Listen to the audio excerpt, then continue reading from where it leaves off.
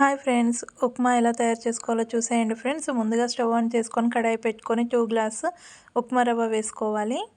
Flame సిమ్లో పెట్టుకొని ఒక 5 to 10 మినిట్స్ పాటు కలుపుతూ ఫ్రై చేసుకోవాలి.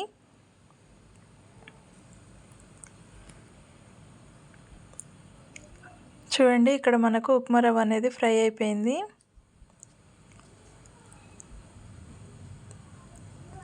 ఇప్పుడు మనం ఒక బౌల్లోకి తీసేసుకుందాం. ఇప్పుడు కడాయి పెట్టుకొని 2 స్పూన్స్ ఆయిల్ వేసుకోవాలి.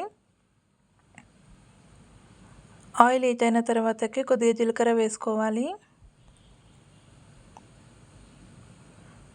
కొంచెం ఆవాలు వేసుకోవాలి. కొన్ని పల్లీలను వేసుకోవాలి. కొంచెం శనగపప్పు వేసుకోవాలి. కొంచెం మినపప్పు వేసుకోవాలి. ఫ్లేమ్ సిమ్లో పెట్టుకొని మంచిగా ఫ్రై చేసుకోవాలి. చూడండి, ఇక్కడ మనకి ఫ్రై అయిపోయాయి. ఇప్పుడు కొన్ని పచ్చిమిర్చిని కట్ చేసి వేసుకోవాలి. కొద్దిగా కరివేపాకు వేసుకోవాలి. కొద్దిగా కొత్తిమీరను వేసుకొని ఫ్రై చేసుకోవాలి.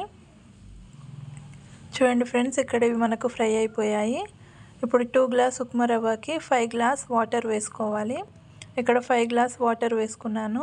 1 స్పూన్ సాల్ట్ వేసుకొని ఒకసారి మొత్తం మిక్స్ చేసుకోవాలి. ఇప్పుడు మనకి మంచిగా మసల పెట్టుకోవాలండి ఎసరు. చూడండి, మనకి ఇక్కడ ఎసరు వచ్చేసింది. ఇప్పుడు మనము ఎంచి పెట్టుకున్న ఉప్మా రవ్వని వేసుకొని ఫ్లేమ్ సిమ్లో పెట్టుకొని ఉండలు రాకుండా కలుపుకోవాలి. చూడండి, ఇలా మంచిగా కలుపుకోవాలి. ఒక 5 మినిట్స్ తర్వాత చూస్తే చూడండి, మనకి ఇది కొంచెం దగ్గరికి అయిపోయింది. ఇలా ఒకసారి మొత్తం కలిపేసుకొని మూత పెట్టేసుకోవాలి. ఒక 10 మినిట్స్ పాటు సిమ్లో పెట్టుకోవాలి. 10 మినిట్స్ తర్వాత మూత తీసి చూస్తే చూడండి, మనకు ఉప్మా అనేది గట్టిగా అయిపోయిందండి. ఇలా ఒకసారి మొత్తం మిక్స్ చేసుకొని ఇప్పుడు స్టవ్ ఆఫ్ చేసేసుకోవాలి. మనకు ఉప్మా రెడీ అయిపోయింది.